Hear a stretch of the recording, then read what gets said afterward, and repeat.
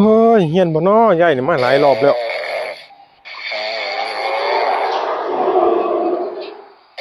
เอ้าโอ้ยอยู่ตัวนี้เข้าไปเลยแล้วเว้ย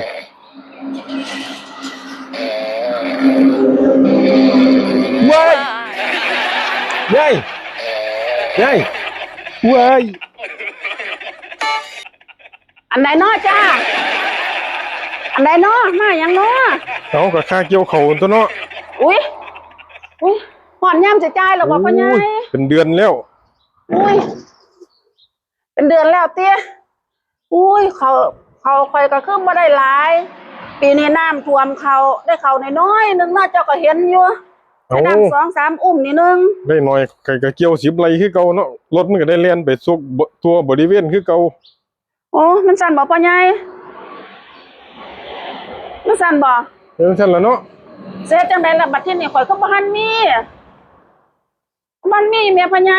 บ่ทันมีให้จักเครื่องจักกลางก็บ่มีบ่เดี๋ยวนี้บ่มีจักเครื่องจักกลางก็บ่มีแม่พ่อใหญ่หมู่บ้านนี่ลูกข่อยก็มาบ้านลูกข่อยก็มาเขาก็มาเอาไป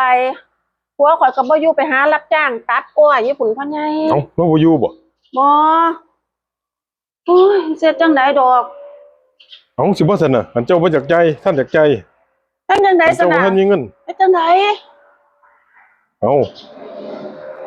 ปรับแล้วเนาะอุ๊ยจะสิปรับข่อยปรับบ่เนาะไล่ละคือเก่าไล่ละเทื่อแม่นโอเคบ่ก็ได้สันพ่อใหญ่หาเทื่อมันดีเฮ้ยซะน่ะ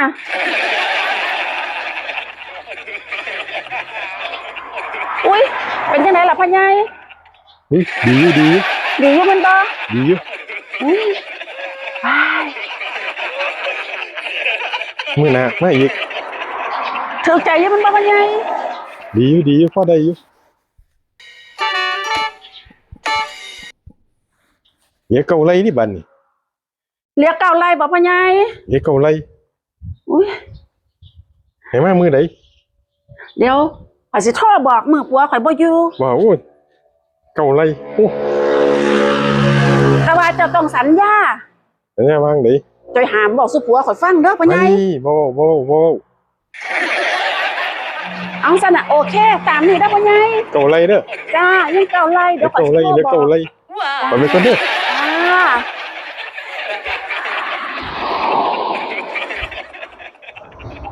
พ่อใหญ่ก็แห้งดีเถอะว่า